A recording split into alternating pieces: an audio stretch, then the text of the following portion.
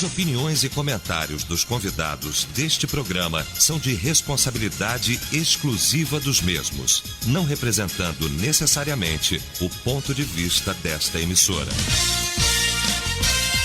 A partir de agora, Debate Melodia.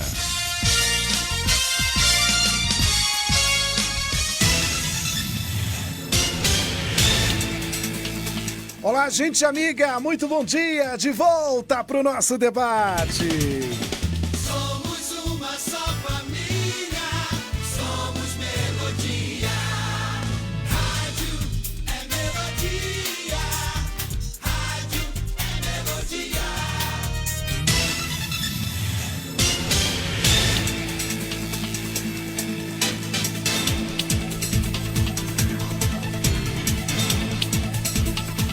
É isso, hoje, quarta-feira, 16 de outubro, a gente volta com um tema interessante para ser discutido, claro, sempre à luz da Bíblia. Você que sintoniza a Melodia, muito obrigado mesmo pelo carinho da audiência. É bom saber que você está com a gente. 3201-8071, esse número é fixo e também é o WhatsApp. Então, anote aí, 773201-8071, é o fixo da Melodia. Muito bem, hoje Dia Mundial da Alimentação, lembrando também do nosso aplicativo, tá bom? Melodia Conquista, você acessa, tá bom? Na sua loja aí, vai na sua loja, coloca Melodia Conquista, se você ainda não instalou o nosso aplicativo, instale e aí você pode acessar a nossa programação com a qualidade excelente. Na manhã desta quarta-feira estou recebendo o pastor Davi Amâncio, Igreja Batista da Palavra. Bom dia, pastor Davi. Bom dia, pastor Gilelson, companheiros da mesa. Meu abraço para vocês. Queria que minha mãe me visse aqui agora. O reitor do seminário, reitor do CFTBN. Onde é que eu cheguei? Homens de tamanho e envergadura aqui comigo. Minha mãe visse aqui agora. Eu vou falar igual a gente grande hoje. Um abraço a toda a Igreja Melodia nesta manhã. Um beijo para minha esposa, Maria Ione Trindade Souza, e para os nossos filhos Isabela, Rafael e Marcos Davi. Pastor Marcelo Andrade também está conosco, Igreja Batista Getsemane. Bom dia, pastor. Bom dia, Gila. Bom dia, queridos debatedores, ouvintes, graça, saúde e paz. Quero também aproveitar e mandar um beijo para minha esposa Denise. E o pastor Wellington Santos, Igreja Batista Nacional Bethesda, em Barra do Choça. Bom dia, pastor. Bom dia, pastor Gilaelson, pastor Davi, pastor Marcelo. Alegria estar com vocês aqui. Eu que estou aqui gloriando no Senhor, estou com um doutor aqui do lado e com um reitor. Não faça isso, não. E ainda com a voz de ouro aqui da nossa cidade. Não. Glória a Deus. Não cheguei lá ainda, não.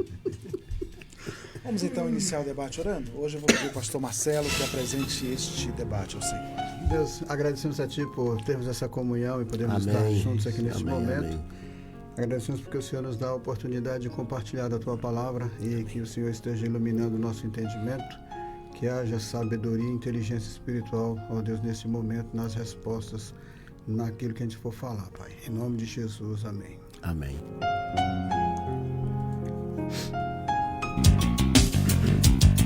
Pesquisa do dia. Quando os de nossa casa não querem Jesus, ficamos impedidos de evangelizar os de fora? E aí, pastor Davi, sim ou não?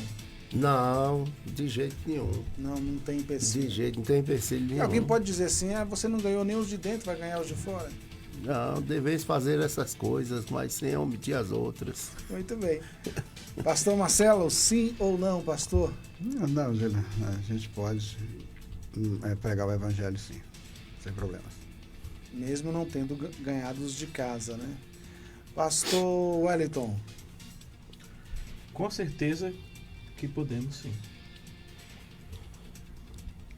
Aí você está dizendo que fica impedido de evangelizar os de fora. Se você votar sim, você vai votar não. Quase. Não, Todo cuidado é pouco. Não me confunde não, Gilelson. Todo cuidado é pouco. Ai. Pois é. 16 anos de praia. acessando o nosso site. Essa pergunta tá lá para você dar a sua opinião. Fique à vontade, tá bom? Debate Melodia. melodiaconquista.com.br é o endereço. Vamos ao caso comum. Aspas. Fui convidada para ser obreira na minha igreja e estaria completamente feliz e realizada se não tivesse ouvido dos meus pais que antes de ganhar o mundo devo ganhar a minha casa. Eles estão certos nesta avaliação? Fecha aspas. O tema de hoje é essa pergunta mesmo. Quando os de nossa casa não querem Jesus, ficamos impedidos de evangelizar os de fora? Vamos discutir esse tema agora no Debate Melodia.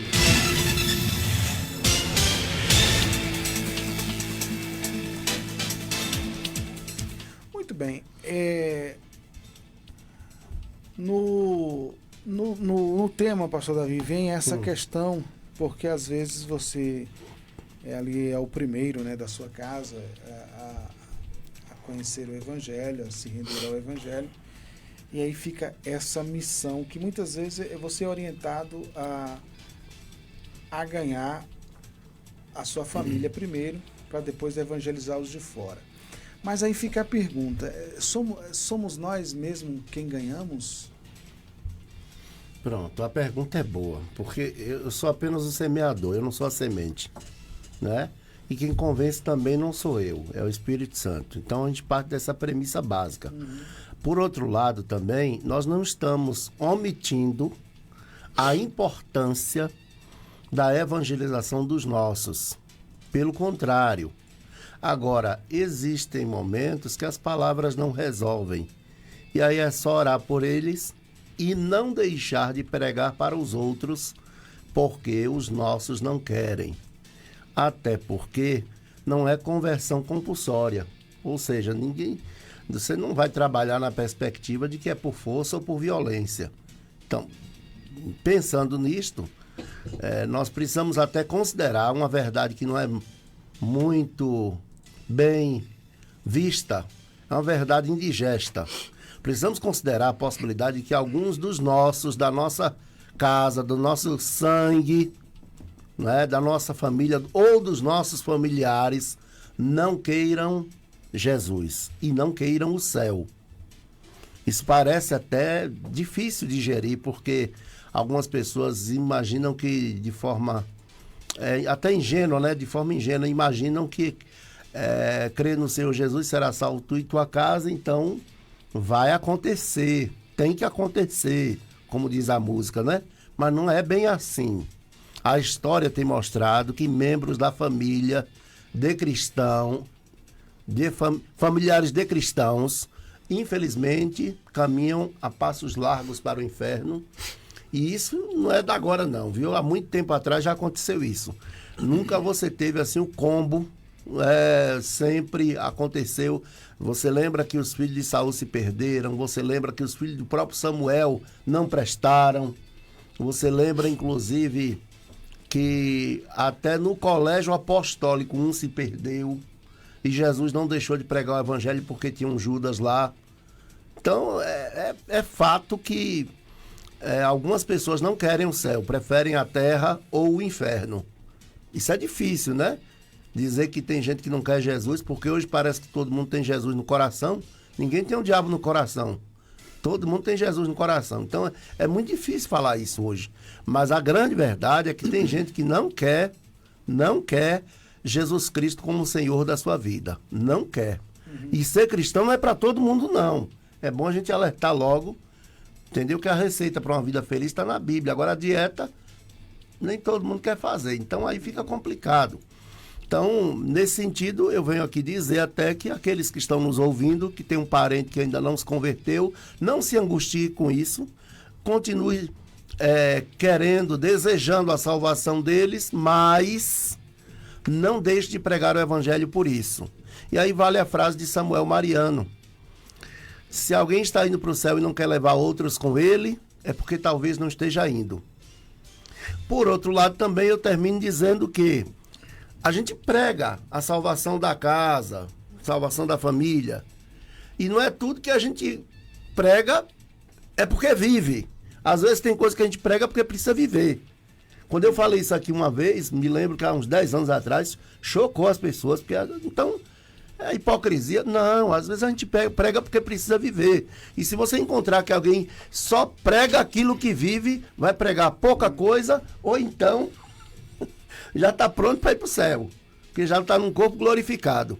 Porque enquanto estivermos aqui, terão coisas que nós pregamos, não é porque ainda alcançamos. O próprio Paulo diz, não que eu tenha alcançado, mas deixando as coisas que para trás ficam, eu sigo para o alvo. Ou seja, se a gente deixar de pregar porque a gente não está vivendo, aí fica mais complicado ainda. E às vezes eu prego para mim, não prego para o povo. Porque quando eu prego, o ouvido que está mais próximo é o meu. Então não é o povo. Então eu preciso aprender a pregar para mim também. E nesse sentido eu prego porque eu preciso viver. Não necessariamente porque eu esteja vivendo aquela verdade. Muito bem. O tema passa a ser relevante devido a alguns relatos da história. Quem trabalhou principalmente com discipulado na igreja sabe que vários relatos existem. Por exemplo, às vezes quando uma pessoa se converte, a família levanta a mão para o céu e diz, graças a Deus, a nossa luta cessou. Era uma pessoa difícil, uma pessoa que estava nos vícios, enfim, uma vida promíscua, e agora está na igreja, graças a Deus. Esse é um ponto da história, pastor Marcelo. Mas há também situações em que há relatos, e eu ouvi e vi alguns relatos de pessoas que foram expulsas até de casa depois que aderiram à fé cristã. A família se revoltou, ficaram revoltados porque a gente nasceu nessa religião e você não pode mudar, então você não tem mais a comunhão da família. E também, às vezes não foi expulso de casa, mas às vezes houve aquele esfriamento depois que a pessoa foi para a igreja. Um texto de Jesus que é incompreendido por muitos está em Mateus 10, 34, pastor, e eu queria que a gente também analisasse esse texto, que diz assim, não pensem que vim trazer paz à terra. Eu não vim trazer paz, mas espada. Pois eu vim para fazer que o homem fique contra o seu pai, a filha contra a mãe, a nora contra a sogra. Os inimigos do homem serão os da sua própria família. Que texto é esse, pastor Marcelo? Bom, esse texto é um texto que a gente poderia dizer complexo, porque vai depender muito da forma como a gente olha o Evangelho. Na verdade, Jesus, quando ele vem, ele traz, isso na minha percepção, é que a gente fala assim, na verdade, parece que é a verdade absoluta, né? Não, a verdade é meu ponto de vista. É que Jesus, ele então, quando ele vem, ele entra no coração do ser humano, traz uma transformação. E aí, ele salva esse indivíduo. A Bíblia diz que para aqueles que são salvos, esse cheiro de Jesus é cheiro de vida. Mas para aqueles que estão perdidos, que ainda não creram e que não querem Jesus, esse cheiro é cheiro de morte. Por isso, nesse aspecto aí também, nós vamos ver que essa dualidade existe. Quando a pessoa aceita Jesus Cristo como seu Salvador, os demais, eles passam a já não ter mais a mesma comunhão por causa agora desse novo nascimento e por causa do perfume de Cristo na vida dessa pessoa. Pedro chega a dizer assim, que aqueles amigos de antes ficam zombando agora do cristão, porque esse cristão já não quer mais andar na vida que eles levavam, ou que eles levam, de orgias, de bebedeiras e de comportamentos que desagradam a Deus, e agora vai criticar aquele que mudou de comportamento porque Jesus entrou na vida dele. A mesma coisa, em muitos casos, acontece na família.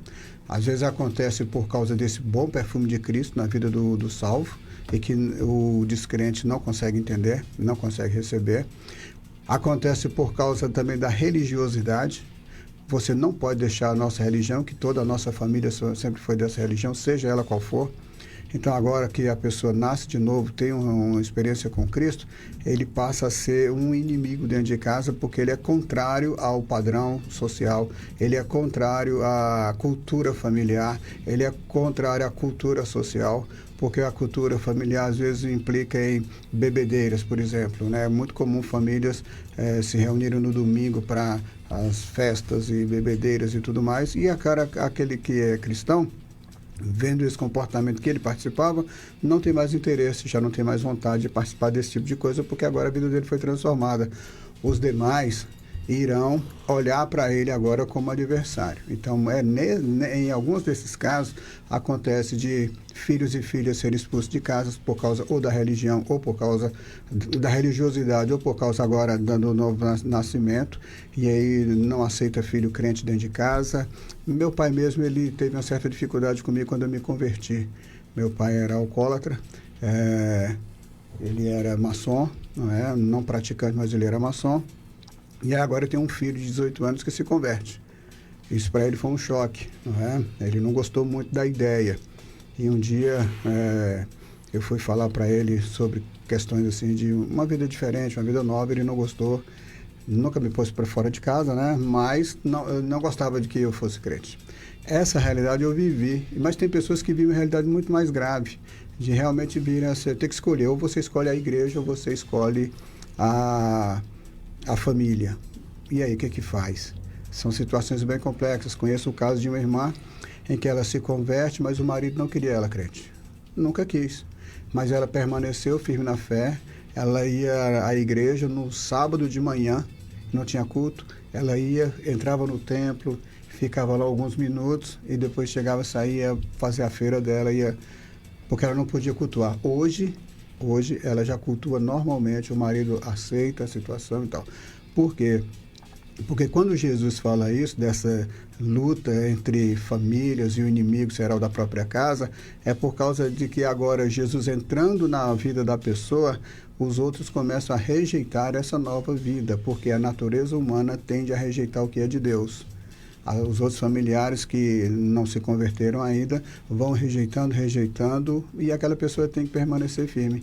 Aí Jesus vem e diz assim: se você amar menos a mim do que ama seu pai e sua mãe, você não é digno de mim. Isso o mundo não consegue entender. Mas Jesus disse, tem uma tradução que diz, não é amar menos, é aborrecer. Se você não aborrecer seu pai e sua mãe, muita gente complica essa tradução aí, mas é amar menos. Então, nós sabemos que se a nossa família, por causa do Evangelho, nos persegue e nos rejeita, a gente deve dar glórias a Deus, por incrível que pareça. Eu sei que é estranho o que eu estou falando, mas devemos dar glórias a Deus porque o Evangelho realmente entrou na nossa vida e aqueles que não entendem vão sempre rejeitar a palavra de Cristo na vida deles. Muito bem. Só para a gente entender melhor essa questão ainda, um adendo aqui, pastor Marcelo, é impressionante como Jesus ele continua sendo odiado, né? Porque aí você fala, Jesus odiado, experimente colocar alguns princípios dele em determinadas conversas com alguns grupos para você ver. A rejeição é imediata, né? Então... É interessante, Gília, que você fala em Deus em qualquer ambiente, beleza, a conversa flui. Mas se você coloca Jesus, aí pronto, a conversa já muda. Epa, crente. É interessante que Jesus foi rejeitado na sua própria casa. Os seus irmãos não criam nele. A gente tem que parar para olhar esse contexto aí, porque Jesus ele realmente veio trazer divisão nesse aspecto. Eu sei que é estranho essa fala, mas Jesus veio trazer divisão por causa da pessoa dele. O descrente jamais vai conseguir entender o que é isso. Foi convidado a se retirar em Gadara, não foi? Foi. Depois até expulsaram, pegaram pedra para atirar nele. Tentaram jogar ele de cima de um penhasco. Fizeram um bocado de coisa contra Jesus. E continuam fazendo até hoje. Agora vamos dizer também que ele é muito amado também, né, pela igreja e também pelos seus. Pastor Wellington, eu queria focar nessa questão agora qual é a nossa responsabilidade no processo da expansão do anúncio do Evangelho? É ganhar almas, anunciar, porque acho que é muito confuso isso aí. Às vezes você anuncia, mas a alma não se rende, e esse ano não ganhei nenhuma alma para Jesus, aí vem a crise. E aí, pastor Wellington, qual é a nossa responsabilidade mesmo? Nossa responsabilidade é pregar o Evangelho, né? O pastor Davi falou no início aqui, é fato, né? Quem convence um homem do pecado, da justiça e do juízo é o Espírito Santo de Deus. O Espírito Santo é que convence o homem. Nós não temos poder para convencer o homem. Até porque o que faz transformação, o que traz transformação na vida da pessoa é a palavra. né? A semente é que é boa, é a palavra que vai transformar, né? Então qual é a nossa responsabilidade? Nossa responsabilidade é pregar o evangelho, né? O crescimento, o brotar desse fruto aí pertence a Deus.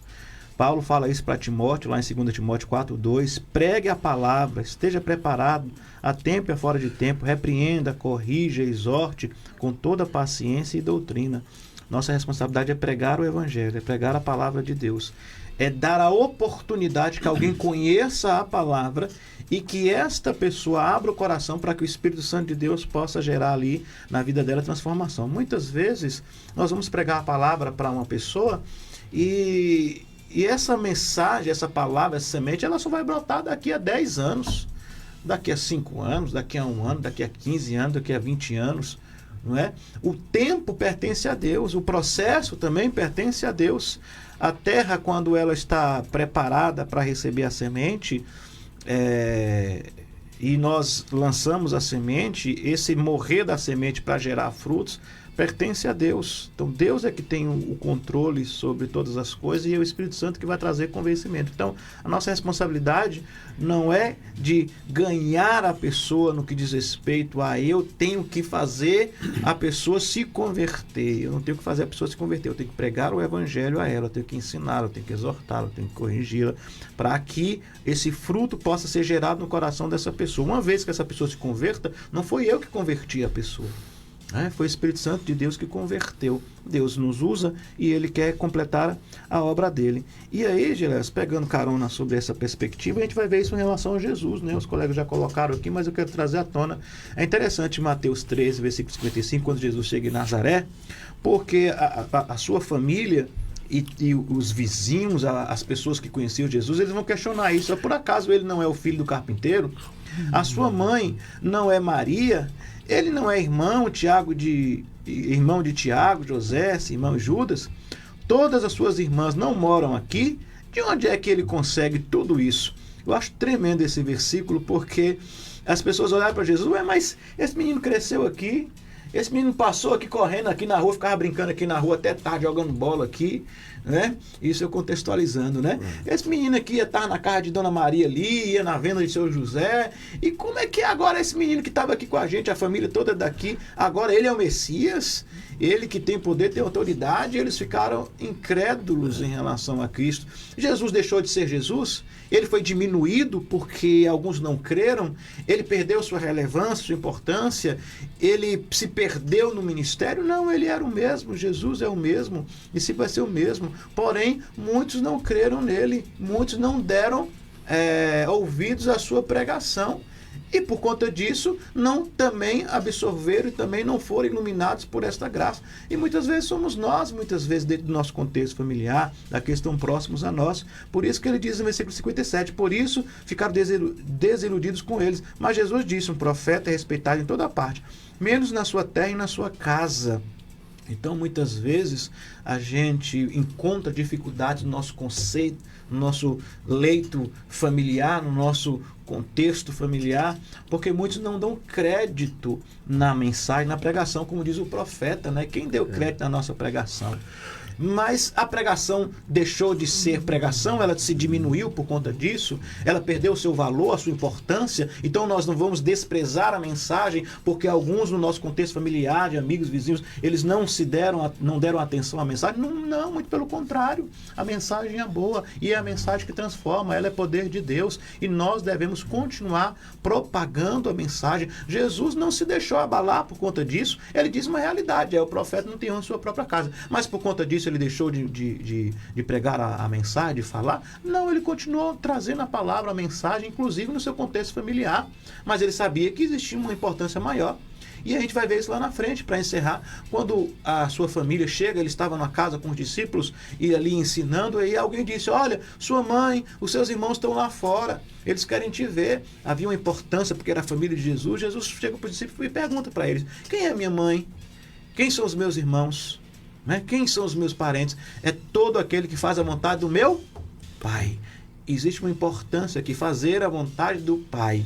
E essa vontade do Pai significa pregar a mensagem dentro do lar, pregar a mensagem fora do lar, pregar a mensagem em todo e qualquer lugar onde nós estivermos. Os frutos que vão render desta mensagem pertencem a Deus. A seara é grande, poucos são trabalhadores, peço ao Pai que mande trabalhadores. A seara não pertence a nós, a seara é de Deus. Agora nós precisamos, como bons trabalhadores, fazer a nossa parte, o nosso papel. Os frutos vão vir do Senhor a partir do momento que eu pregue. Se eu não preparar a terra, não haverá plantio. Se não tem plantio, não há seara. Agora, a chuva vem de quem? A chuva vem de Deus. É Deus que manda a chuva. Nós não controlamos isso. Nós controlamos apenas preparar o campo. Vamos preparar o campo, vamos pregar. Agora, deixa a chuva vir de Deus e Deus vai trazer os frutos no tempo certo.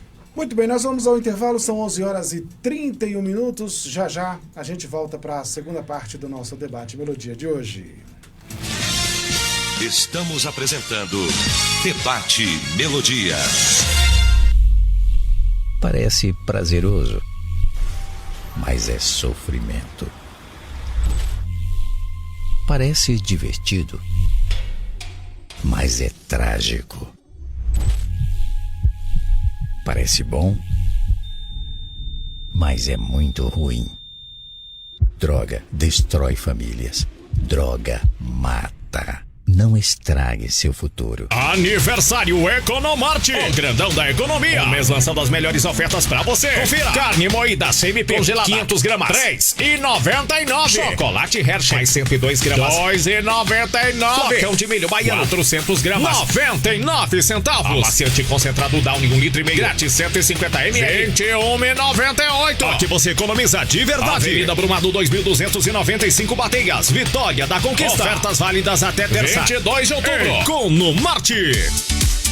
Tá precisando de sobremesas de qualidade? Venha para SK Trufas Doceria e Confeitaria. Servimos trufas no atacado e varejo, amendoim no atacado e varejo, doces para aniversários, bolo decorado e doceria em geral. Todo dia na SK Trufas tem novidades, como copo da felicidade, bolo de pote, bolos caseiros, bolos vulcão, entre outros. SK Trufas. Fica na Rua do Triunfo 261, no centro. Fone 779-9822-2660 ou nos acompanhe pelo Instagram @SKTrufas.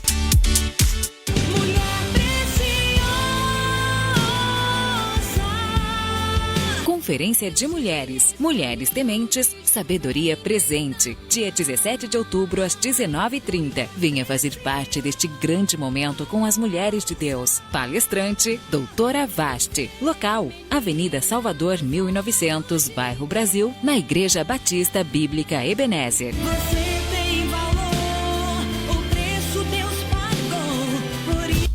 Sintonize-se na RBG Bolsas, a loja que traz um mundo de acessórios para você, com uma gama impressionante de opções, desde elegantes mochilas até pastas práticas, necessaires, malas versáteis, carteiras sofisticadas e até mesmo bolsas para bebês adoráveis. Temos tudo o que você precisa para complementar seu estilo único. Mas a RBG Bolsas não é apenas sobre acessórios. Podemos tornar seus momentos especiais únicos. Oferecemos personalização que ultrapassa o comum. Criamos produtos personalizados, desde brindes para sua instituição até acessórios que contam a sua história. Ligue no Zap 779-8802-0319 e fale com nossa equipe apaixonada. RBG Bolsas, onde cada peça conta uma história. Venha criar a sua na RBG Bolsas. Quarta é dia de feira no Brasil Atacarejo. Frutas, verduras e legumes, tudo fresquinho, tudo de primeira e muito mais barato. Manga Tome, quilo 2,89. Mamão Formosa, quilo 2,99. Abóbora japonesa, quilo 1,99. Cenoura vermelha, cebola roxa ou amarela, quilo 1,89. Ofertas válidas quarta, 16 de outubro. Quarta na feira no Brasil Atacarejo, com qualidade e economia de todo dia. Brasil Atacarejo, esse é mais barato, esse é nosso. Voltamos a apresentar Debate Melodia.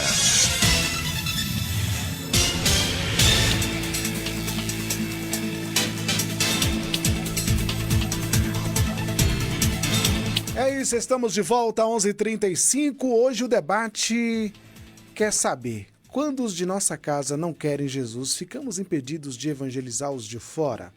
Ô, pastor Davi, aqui, na verdade, a pessoa envolvida nessa situação, ela está com um conflito entre a conversão dos familiares e o seu chamado.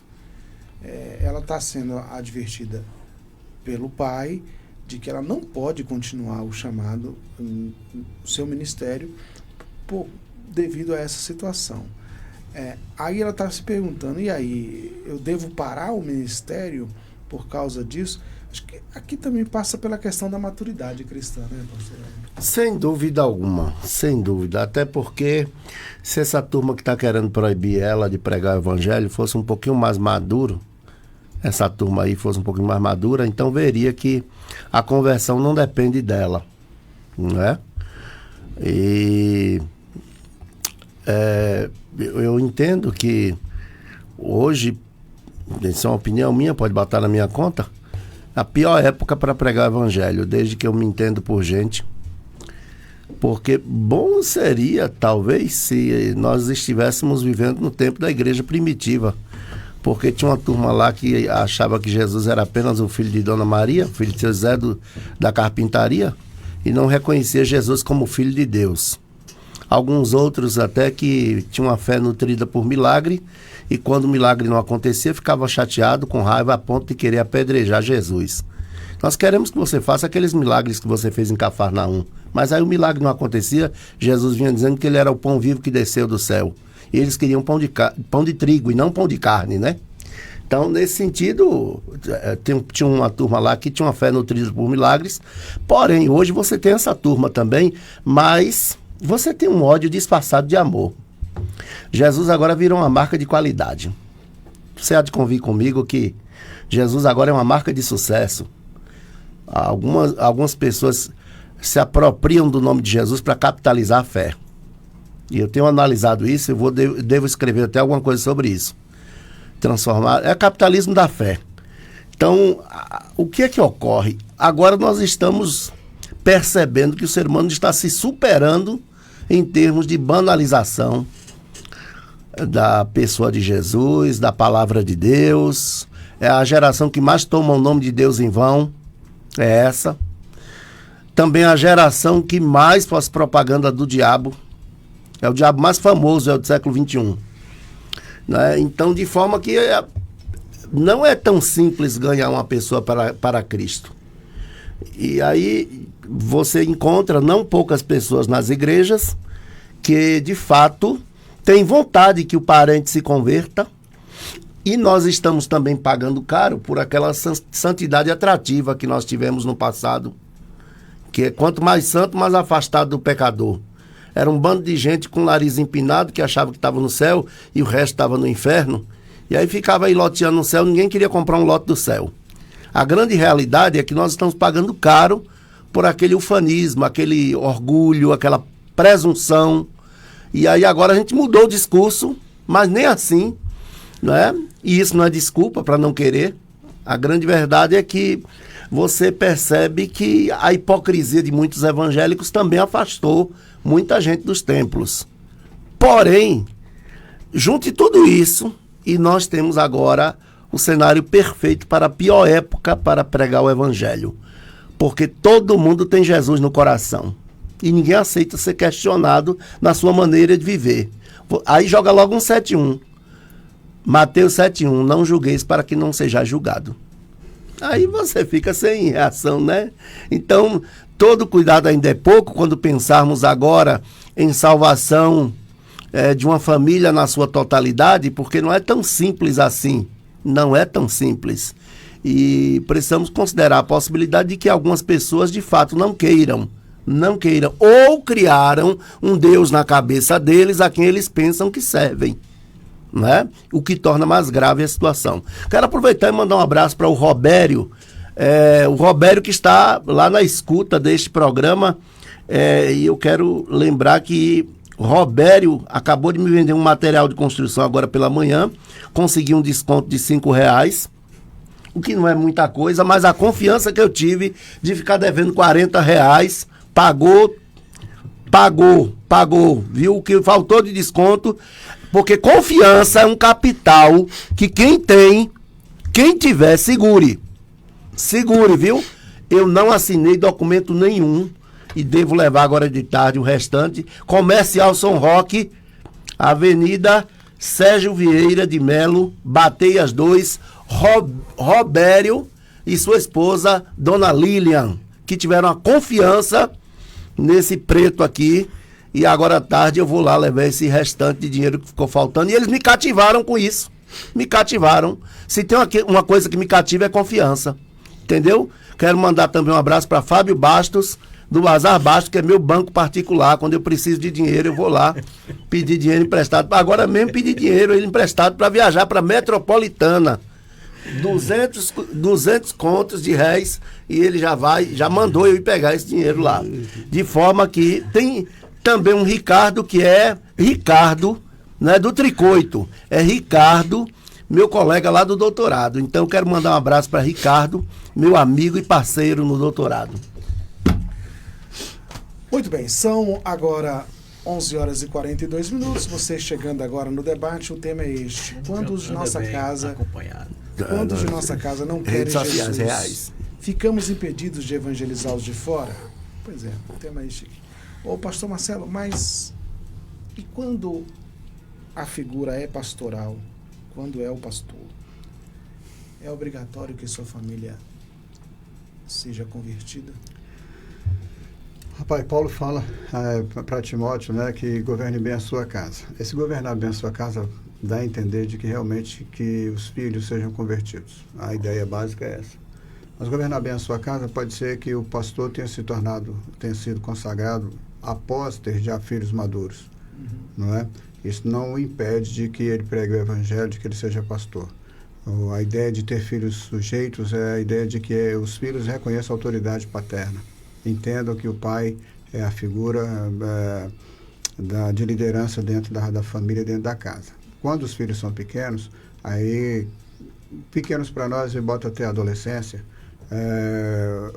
os pais ainda têm um poder sobre esses filhos de orientá-los à vida cristã, de orientá-los à igreja, mas chega uma determinada idade em que os filhos já começam a escolher, e cabe ao pai entender que os filhos, até mesmo o filho de pastor, pode não querer andar com Jesus.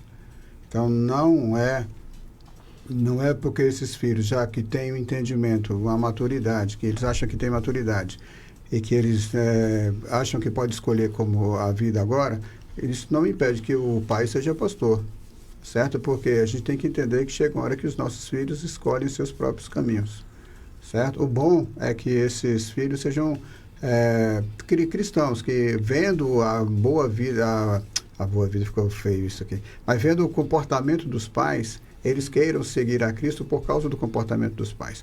Mas nós também sabemos que nem todo mundo, até mesmo filhos de pastores, querem andar com Cristo. Às vezes encontram para eles algo melhor do que Cristo. Isso pode acontecer. E seguir os seus próprios caminhos, andar segundo os seus próprios passos. Tá, o pastor Davi já falou aqui. Foi de Samuel, os filhos dele, o Saul, profeta, o sacerdote Eli, também tiveram comportamentos errados. Saul também tiveram comportamentos errados. Então, o relacionamento com Deus é uma coisa individual, Gila, não é coletivo. Porque eu fico preocupado é o seguinte, às vezes o pastor, ele é execrado, ele é mal visto, às vezes porque um filho se perdeu no caminho, né? E aí a culpa é colocada toda em cima do pastor, e eu fico perguntando o seguinte, claro que a gente falou de pregar, e pregar inclui o exemplo. Correto. Né? O exemplo, né? E aí tem que ser o discurso aliado ao exemplo. Mas, enfim, é muito complicado, porque eu fico preocupado em ferir o cada um dará conta de si mesmo a Deus. Sim, né? Exatamente. Então, nós, quem é pastor, né, deve dar o exemplo dentro de casa para que os seus filhos, vendo o seu comportamento, também queiram Jesus. Porque a pregação, nesse aspecto aí, precisa estar aliada a uma vivência. Porque se os filhos não veem o seu pai vivendo aquilo que ele prega, eles mesmos já começam a fazer suas próprias análises de que o cristianismo é uma coisa só de conversa e não de vida. Agora, historicamente, é bom lembrar que quando se pedia um pastor para uma igreja, era o combo. A mulher tinha que trabalhar também, tocar ou cantar ou ser regente do coral ou presidente do grupo de senhoras, e os filhos também tinham que trabalhar. Aí matava a família toda no trabalho, que era a ideia, era essa, né? É por isso que o corpo ficou bem desajustado. Na verdade, eu já disse lá, meu filho não tem obrigação nenhuma de trabalhar na igreja, minha filha também não. Ele pode fazer qualquer outra coisa. O mais importante é que seja cristão, que seja nascido de novo. Isso aí, se eu conseguir, já é muita coisa. Já é muita coisa nessa época. E minha esposa também não tem obrigação, porque quem foi chamado para pastorear a igreja foi eu. Entendeu? Então, mas historicamente era o combo. Ô, pastor Marcelo, só para a gente fechar aqui essa questão, no início foi falado que os irmãos de Jesus não criam nele, mas depois alguns irmãos creram, né? Não há relatos de todos. Não, o que eu me lembro assim do Tiago, irmão do Senhor, aí tem as divergências, né? Tem o João também? Não? Tem. Não, que eu estou lembrado é o Tiago. Não é? Se os pastores lembrarem de outro, me avisem aí. Mas estou lembrado de Tiago, que era o irmão do Senhor, que a princípio rejeita, mas depois ele abraça a fé. E esse Tiago, segundo os estudiosos, é o Tiago que presidiu o primeiro concílio de Jerusalém. Que ali é o Tiago, irmão do Senhor. Porque tinha dois, né? O Tiago maior chamado Tiago maior e o Tiago menor. Não é? Alguns dizem que não era bem assim, mas aí vai de acordo com a interpretação de cada um. Mas que depois que os irmãos de Jesus Tiago e Judas, que foram irmãos que se tornaram discípulos. É bom lembrar que tem um Tiago, filho de Alfeu, isso. Mas tem o Tiago, meio irmão de Jesus, que é o que escreve a epístola também. E presidiu o concílio também, juntamente com Pedro. É porque são dois Judas, né? Judas Iscariotes e o irmão de Jesus. Judas Tadeu. E tinha irmã também, viu? Jesus teve irmã. Teve, a Bíblia fala sobre isso. Tem um texto que diz assim que Jesus não tinha tempo nem para comer, porque ele estava sempre no ministério. Aí tem o texto diz lá, e depende da tradução. Tem uma tradução que diz assim, e a mãe de Jesus e os seus irmãos foram para detê-lo. Porque Jesus não tinha tempo. Marcos capítulo 3. O texto que eu li aqui logo fala sobre isso, Mateus 13, 56 fala, todas as suas irmãs não moram aqui. De onde é que ele consegue tudo isso? Exato. Agora, esse texto que o pastor citou aqui é importantíssimo, pastor Marcelo, porque diziam que ele estava fora de si e queriam prender ele. Queria prender ele, levar preso. Que não tinha tempo nem para comer. Aí é aquele texto que, quando chega lá e pergunta assim, seu pai, sua mãe e seus irmãos estão aqui. Ele, quem são minha mãe e meus irmãos? Aí aponta para os seus filhos e fala, todos aqueles que fazem a vontade do pai, porque ele sabia que a mãe estava indo junto com os irmãos, dependendo da tradução, para prendê-lo e levar, porque ele estava achando que ele estava doido. E o texto diz assim, os seus familiares diziam isso, ou dá a entender que falaram para os familiares de que ele estava fora de si. Aí vai depender da tradução. Muito bem. 11h49, 11 horas e 49 minutos. Nós hoje perguntando se quando os de nossa casa não querem Jesus, ficamos impedidos de evangelizar os de fora. Bom, vamos lembrar também que a missão é para todos, né, pastor? Exatamente, né? Enquanto o pastor Marcelo falava aqui sobre esse texto, né, de Paulo para Timóteo, quando fala que o bispo, né, tem que governar bem a sua casa, isso é uma responsabilidade de todo o chefe de casa, o sacerdote, né? Essa é uma responsabilidade. Lá em Provérbios 22:6 diz, ensina a criança no caminho, né, em que deve andar, e ainda quando for velho não se desviará dele. É interessante que esse no caminho aqui nos dá a entender que é no processo, é no dia a dia, é na caminhada, né? Eu penso que a gente colocou muito sobre isso, essa responsabilidade pessoal de cada um. Nosso dever enquanto pais é o quê? Ensinar os nossos filhos, né?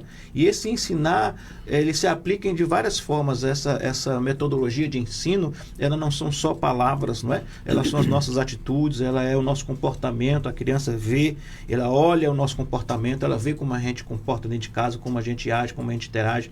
É uma responsabilidade que nós temos enquanto eu falo que é igual o salmista fala, né, que os filhos são como flechas nas mãos do guerreiro, enquanto as flechas estão na aljava, ele cuida muito bem dessas flechas, porque o objetivo do guerreiro é lançar as flechas no alvo. Então nós também, nosso objetivo é que os nossos filhos atinjam o alvo. Mas qual é o alvo que nós estamos colocando para os nossos filhos? Eu sempre digo lá em casa para os meus filhos assim, eu falo para eles, olha, o meu maior sonho é que vocês sejam um homem de Deus, que vocês sejam homens que amem o Senhor acima de qualquer coisa e busquem o Senhor. Eu nunca coloquei um alvo aqui de profissão ou qualquer coisa que eles queiram fazer na vida. Eu creio que isso é é algo deles, é um desejo deles. Agora, a responsabilidade de ser um homem de Deus, de ser alguém que ama o Senhor, eu sempre coloquei isso para eles. Era o meu sonho, meu desejo, que vocês sejam homens de Deus, que amem o Senhor e que busquem o Senhor acima de qualquer outra coisa. O que vocês vão fazer aí é com vocês, mas que vocês, acima de tudo, sejam homens de Deus. Por quê? Porque enquanto eles estão na minha aljava, debaixo das minhas asas, é toda a responsabilidade minha de ensiná-los, de incutir na caminhada deles a mensagem, a palavra, o entendimento, para que eles realmente possam ter, no momento em que eles forem lançados ao mundo, eles têm uma bagagem, eles têm um entendimento para fazer as coisas, porque eles vão fazer a escolha deles. Talvez vai existir escolhas certas e escolhas erradas, e aí já é cada um diante do Senhor. Agora, o que me tem de responsabilidade é enquanto eles estão debaixo da minha aljava, dentro do meu alforge. E quando você lança uma flecha, eu sempre digo isso, né? Quando você lança uma flecha, só tem uma coisa que pode ou tirá-la ou colocá-la no alvo certo, que é o vento. Não é isso? Assim também é o Espírito Santo de Deus. Então tem momentos que os nossos filhos vão voar, vão sair de casa e nos cabe orar e pedir que Deus esteja ali, ó, o Espírito Santo de Deus esteja conduzindo eles a atingirem o alvo, porque talvez muitos pais se cobram porque os filhos fizeram escolhas erradas e muitas vezes estão agindo de forma errada e ficam se perguntando o que eu fiz de errado, o que eu não fiz. Muitas vezes nós fizemos o que era necessário, mas eles também têm as escolhas dele. Agora, claro, a gente precisa incutir, entender, levá-los ao entendimento, ensinamento, para que mesmo que eles façam escolhas erradas lá na frente, eles reconheçam, eles olhem para trás e vejam, não, pera lá, não foi assim que eu aprendi, não foi assim que o meu pai me ensinou, não foi assim que ele me incutiu em mim a verdade, para que eles se arrependam e voltem ao caminho certo, porque é um processo.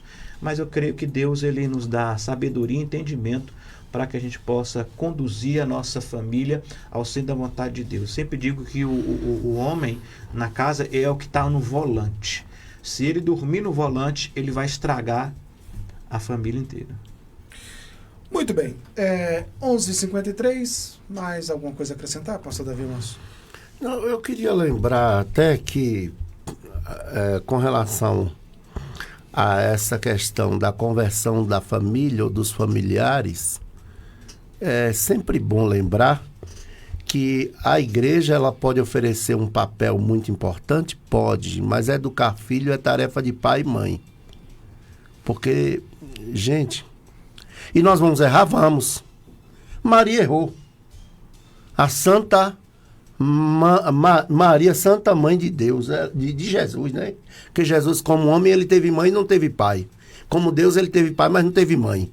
Então, a verdade é que ela errou. Vamos amarrá-lo, porque diziam está fora de si. Dá até uma mensagem, o dia que Maria quis amarrar Jesus. Porque achava que Jesus estava doido. Então, dá uma mensagem.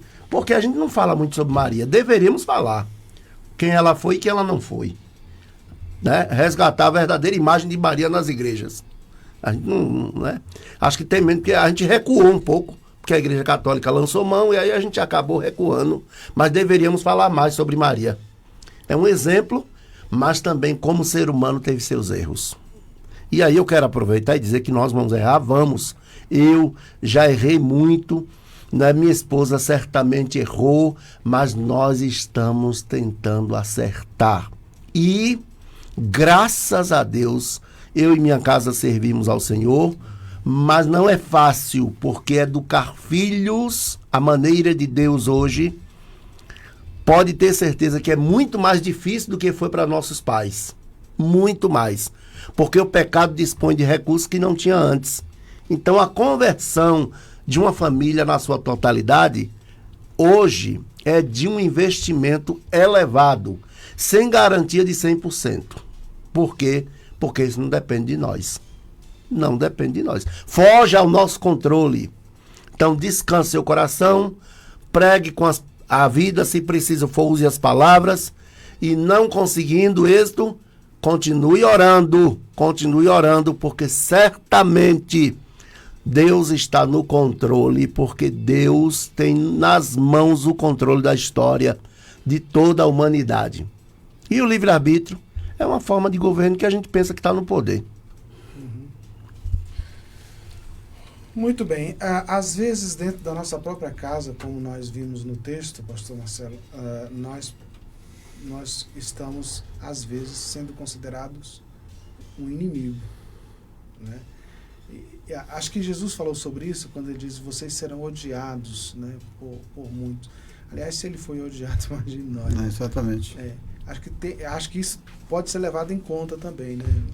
Com certeza. O fato de que a gente vive para seguir os passos de Jesus, e nos passos de Jesus houve a traição, houve perseguição, houve até mesmo morte, e não exime a gente de que isso não vai acontecer. O fato de a gente viver uma vida cristã não vai dizer que a gente não vai passar por isso. A gente vai passar sim, mas às vezes mesmo por questões de religiosidade. Simplesmente alguém não gosta da gente porque a gente mudou de religião. Como é comum a gente ouvir, né?